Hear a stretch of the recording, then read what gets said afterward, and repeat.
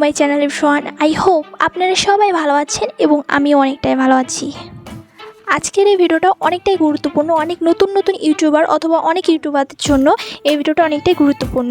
যারা video upload করেন প্রতিনিয়ত, সেখানে থাম্বনেল ইউজ করেন, সেই সমস্ত ভিডিও অথবা থাম্বনেলে তারা চাইলে অনেক রকমের টেক্সট যে রয়েছে সেই টেক্সটগুলো অ্যাড করতে পারবেন, অনেক রকমের সুন্দর ফন্ট সেখানে অ্যাড করতে পারবেন। অনেকে আছেন যাদের ভিডিওতে অনেক রকমের টেক্সট অ্যাড করেন, অনেক রকমের ফন্ট অ্যাড করেন, আপনারা চাইলে আপনারাও সেখানে অ্যাড করতে পারবেন। অনেকে তাদের ভিডিওতে অনেক রকমের টেক্সট অ্যাড করে, সেই সমস্ত টেক্সট তাদের ভিডিওতে অ্যাড করলে কিন্তু ভিডিওটা অটোমেটিক সুন্দর লাগে, প্রফেশনালি অনেকটা অ্যাট্রাকটিভ লাগবে টেক্সট অ্যাড করলে। অথবা আপনারা যদি থাম্বনেলে অনেক রকমের টেক্সট সুন্দর টেক্সট অ্যাড করেন, তাহলে কিন্তু সেই থাম্বনেলটাও অনেকটা প্রফেশনালি সুন্দর লাগবে। দেন আজকের এই ভিডিওতে আমি আপনাদেরকে টেক্সট এডিট করা শেখাবো, যে টেক্সটটা আপনারা চাইলে আপনার ভিডিওতে অথবা আপনার যে ধরুন থাম্বনেল রয়েছে ইমেজ, সেখানে আপনারা ইউজ করতে পারবেন।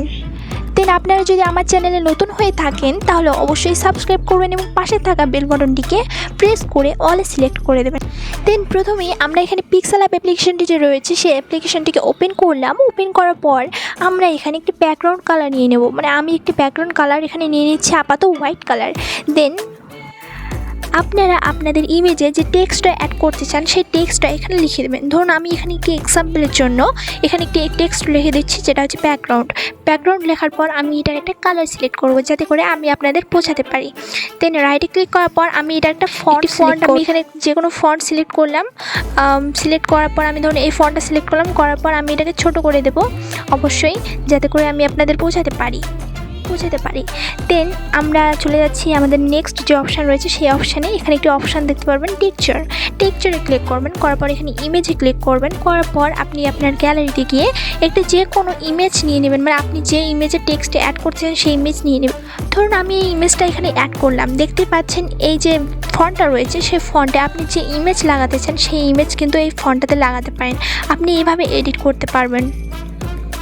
দেন এই সমস্ত টেক্সটগুলো আপনারা আপনার ভিডিও অথবা ইমেজে আপনারা ইউজ করতে পারবেন খুব সহজেই। দেন আপনারা চাইলে আপনারা এই সমস্ত টেক্সটগুলো আপনার যে ভিডিও অথবা থাম্বনেল রয়েছে, ইমেজ রয়েছে, সেই সমস্ত জায়গায় আপনারা ইউজ করতে পারবেন। দেন আজকের ভিডিওটা এই পর্যন্তই। আপনাদের সঙ্গে দেখা হচ্ছে নেক্সট ভিডিওতে। তো ততক্ষণের জন্য bye bye and take care.